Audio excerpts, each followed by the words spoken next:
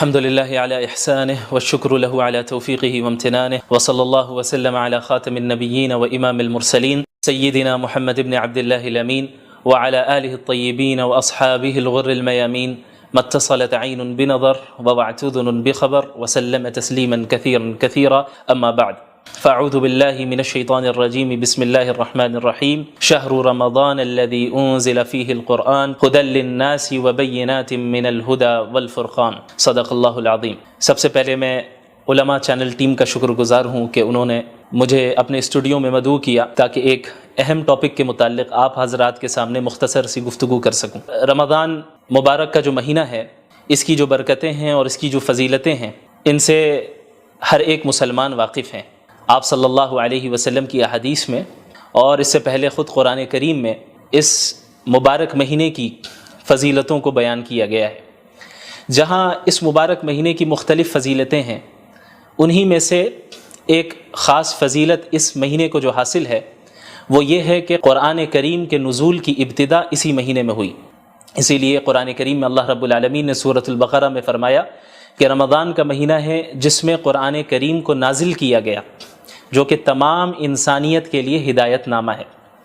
تو ہمیں اس آیت سے معلوم چلا کہ رمضان کے مہینے کا قرآن کریم سے اور قرآن کریم کا رمضان کے مہینے سے ایک گہرا تعلق ہے،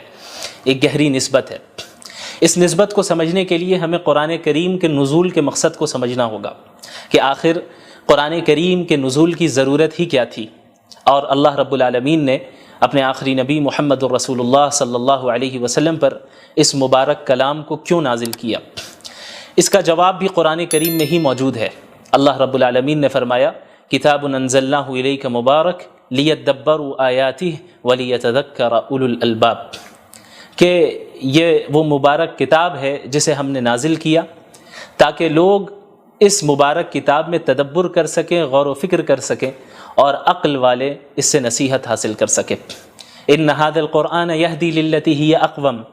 یقیناً یہ قرآن کریم ایک ایسی کتاب ہے جو بالکل سیدھے راستے کی طرف رہنمائی کرتی ہے اور ہدایت دیتی ہے۔ لہٰذا ہمیں معلوم چلا کہ قرآن کریم کے نزول کا مقصد تمام انسانیت تک ہدایت پہنچانا ہے،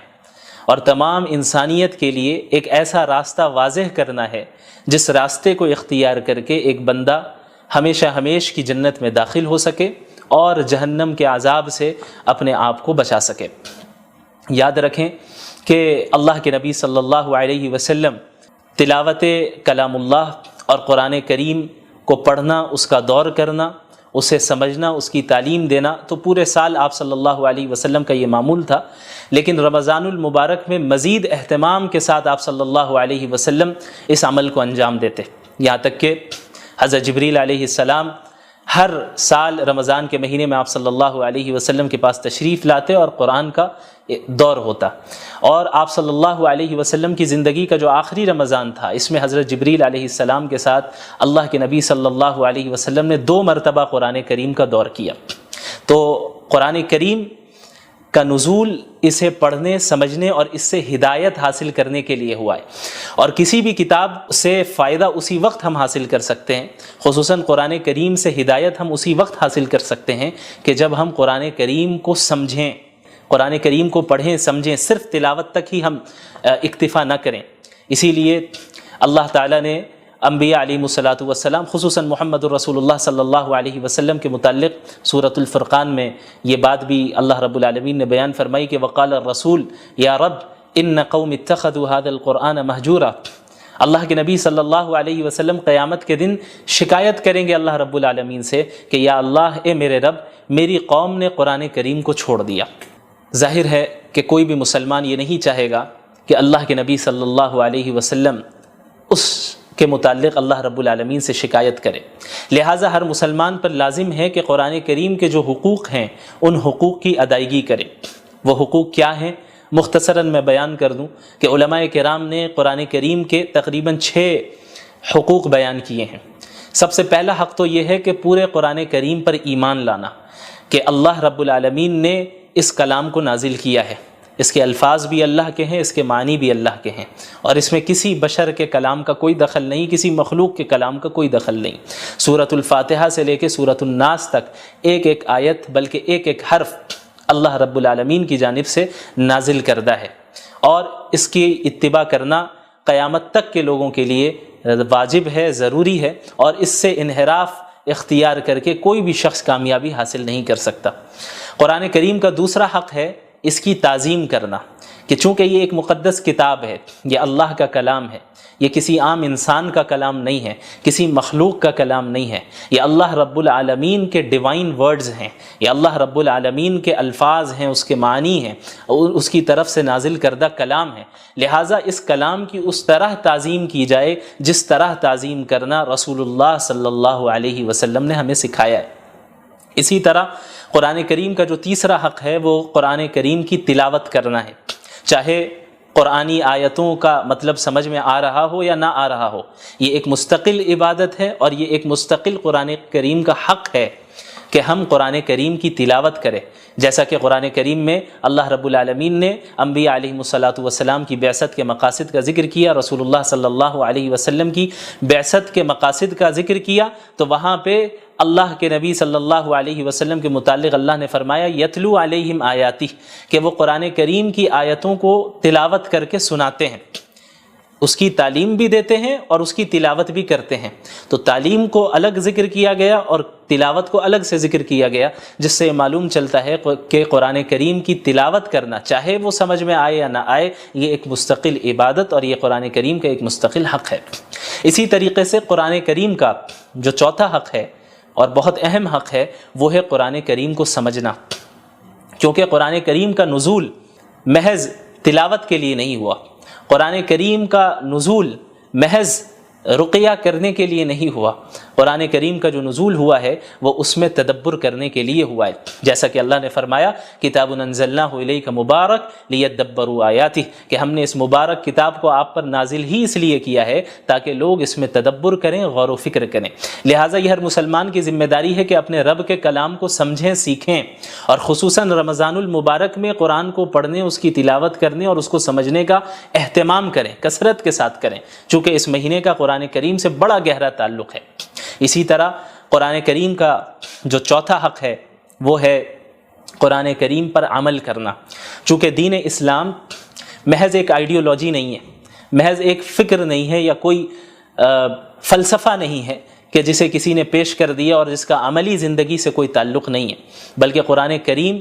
ایک پریکٹیکل زندگی گزارنے کی ہدایت کرتا ہے اور اس میں رہنمائی کرتا ہے کہ ایک مسلمان اپنی زندگی کو کس طرح گزارے، ایک انسان اپنی جلوت کو اور اپنی خلوت کو کس طرح گزارے، پبلک لائف اور پرائیویٹ لائف میں کس طرح لوگوں کے ساتھ معاملات کریں، اس کا اللہ کے ساتھ کس طرح تعلق ہو، اس کا اپنے نفس کے ساتھ کس طرح تعلق ہو، ان ساری چیزوں کے متعلق قرآن کریم رہنمائی کرتا ہے۔ لہٰذا یہ ضروری ہے کہ ہم قرآن کے اس پانچویں حق کو بھی ادا کریں، جو کہ ہے قرآن کریم پر عمل کرنا، قرآن کریم پر عمل کرنا۔ اور جب ایک انسان قرآن کریم پر عمل کرے گا، اسی کے متعلق اللہ رب العالمین نے کامیابی اور نعمتوں کا وعدہ کیا ہے، جیسا کہ کئی جگہ آپ کو قرآن کریم میں اس کا ذکر ملے گا، ان الذین آمنوا وعملوا الصالحات، الذین آمنوا وعملوا الصالحات، جنہوں نے ایمان لایا اور جنہوں نے نیک اعمال کیے، یعنی قرآن کریم پر عمل کیا۔ لہٰذا عمل کرنا یہ قرآن کریم کا پانچواں حق ہے اور بہت اہم حق ہے۔ اسی طرح قرآن کریم کا جو چھٹا حق ہے جو کہ علماء کرام نے بیان کیا ہے، اور یہ بھی بہت اہم ہے، ان حقوق میں سے ہر ایک حق اپنی جگہ پہ اہمیت کا حامل ہے اور ان سب کو ادا کرنا ضروری ہے۔ جو چھٹا حق ہے قرآن کریم کا وہ ہے اس قرآن کریم کی تبلیغ کرنا۔ یا ایھا الرسول بلغ ما انزل الیک من ربک، یہ حکم سب سے پہلے اللہ رب العالمین نے محمد الرسول اللہ صلی اللہ علیہ وسلم کو دیا، اور محمد الرسول اللہ صلی اللہ علیہ وسلم کے واسطے سے تمام امت مسلمہ کو دیا۔ اللہ رب العالمین نے فرمایا کہ اے رسول، آپ کے رب کی طرف سے جو کچھ آپ پر نازل ہو رہا ہے اس کی تبلیغ کریں، اسے دوسروں تک پہنچائے، کیونکہ دین اسلام محض کوئی نسلی مذہب نہیں ہے، جس طرح یہودیت ہے جو کہ ایک نسلی مذہب ہے۔ قرآن کریم اور دین اسلام اس طرح نہیں ہے، دین اسلام کا دروازہ تو ہر ایک کے لیے کھلا ہے، جو بھی ایمان قبول کر لے، جو بھی اسلام میں داخل ہو جائے، جو بھی قرآن کو سچا کلام مان لے، جو بھی صحیح عقائد اختیار کر لے، اعمال صالحہ کرے، اس کے لیے جنت کا وعدہ ہے، اس کے لیے اللہ کی نعمتوں کا وعدہ ہے۔ تو یہ جو امت ہے، امت مسلمہ، یہ امت دعوت ہے، جیسا کہ سورۃ البقرہ میں اللہ نے فرمایا کنتم خیر امت اخرجت للناس، کہ تم وہ امت ہو جسے تمام انسانوں کے لیے نکالا گیا، محض مسلمانوں کے لیے نہیں، محض مخصوص خاندان کے لیے نہیں، محض مخصوص علاقے والوں کے لیے نہیں، للناس اللہ نے فرمایا کہ تمام انسانیت کے لیے اللہ رب العالمین نے اس امت کو بھیجا ہے۔ تأمرون بالمعروف وتنہون عن المنکر، کہ تم انہیں نیکیوں کا حکم دو اور برائیوں سے روکو، وتؤمنون باللہ، اور تم ایک اللہ پر ایمان رکھو۔ لہٰذا قرآن کریم کا یہ چھٹا حق ہے کہ ہم قرآن کریم کی تبلیغ اور اس کی اشاعت کریں، تمام اقوام عالم تک قرآن کریم کے پیغام کو پہنچائیں اور اس فریضے کو ادا کریں جو فریضہ اللہ کے نبی صلی اللہ علیہ وسلم کو اللہ تعالیٰ نے دیا، اور اللہ تعالیٰ کے نبی صلی اللہ علیہ وسلم نے خصوصاً حجۃ الوداع کے موقع پہ امت مسلمہ کو سونپا، اور آپ صلی اللہ علیہ وسلم نے فرمایا تھا کہ فَلْيُبَلِّغِ الشَّاهِدُ الْغَائِبُ، تم میں سے جو بھی موجود ہے میری بات ان تک پہنچا دے جو یہاں پر موجود نہیں ہیں۔ تو یہ سلسلہ تبلیغ کا اور قرآن کریم کی اشاعت کا عہد نبوی سے جاری رہا، یہاں تک کہ آج اس صدی میں بھی ہم تک اسی طرح قرآن کریم پہنچا، اپنی تمام تفصیلات کے ساتھ، تمام تفسیر کے ساتھ، تمام تشریح کے ساتھ، اور اب یہ ہماری ذمہ داری ہے کہ قیامت تک کے لوگوں کے لیے ہم اسے جاری رکھیں اور اس کے پیغام کو عام کریں۔ تو جب ہم قرآن کریم کے نزول کے حقیقی مقاصد کو سمجھیں گے اور قرآن کے حقوق کو سمجھیں گے تو قرآن کریم کے ساتھ وقت گزارنے میں بھی ہمیں لذت محسوس ہوگی۔ خصوصاً رمضان کا مہینہ بہت ہی بابرکت مہینہ ہے، جس میں عبادتوں کی جو نیکیاں ہیں، جو اس کا ثواب ہے، وہ بہت بڑھ جاتا ہے، بہت بڑھ جاتا ہے۔ اور اللہ کے نبی صلی اللہ علیہ وسلم تو اس رمضان کے مہینے کی راتوں میں تلاوت کا اہتمام فرمایا کرتے تھے، نمازوں کی شکل میں، قیام اللیل کی شکل میں، تراویح کی شکل میں، تہجد کی شکل میں آپ صلی اللہ علیہ وسلم پڑھتے، صحابہ کرام پڑھتے، اور رمضان المبارک میں ہمارے سلف صالحین میں کتنے ایسے گزرے ہیں جنہوں نے کئی مرتبہ قرآن کریم کو ایک مہینے میں پڑھا، اور صرف پڑھا ہی نہیں بلکہ اس کو سمجھا، اس میں تدبر کیا، اس سے نصیحتیں حاصل کی، عبرتیں حاصل کی۔ لہٰذا ہماری یہ ذمہ داری ہے کہ رمضان المبارک کو ہم اس طرح گزاریں جس طریقے سے اللہ کے نبی صلی اللہ علیہ وسلم نے گزارا۔ یہاں تک کہ بعض سلف صالحین کے معمول کا ذکر ہوتا ہے کہ بڑے بڑے محدث جو پورے سال حدیث کا درس دیا کرتے تھے، جب رمضان المبارک کا مہینہ شروع ہوتا تو حدیث کے دروس، فقہ کے دروس، ساری چیزوں کو موقوف کر دیتے اور مکمل طور پہ اپنے آپ کو قرآن کریم کے درس، قرآن کریم کی تدریس کے ساتھ مشغول کر دیا کرتے ہیں، اس کو پڑھنے اور اس کو پڑھانے میں اپنے آپ کو مصروف رکھتے کہ چونکہ اس مبارک مہینے کا قرآن کریم سے بڑا گہرا تعلق ہے، لہٰذا اس مبارک مہینے میں ہم زیادہ سے زیادہ قرآن کریم کے ساتھ ہی وقت گزاریں گے۔ اللہ رب العالمین ہم سب کو ان باتوں پر عمل کرنے کی توفیق عطا فرمائے۔ وآخر دعوانا ان الحمد للہ رب العالمین، والسلام علیکم ورحمۃ اللہ وبرکاتہ۔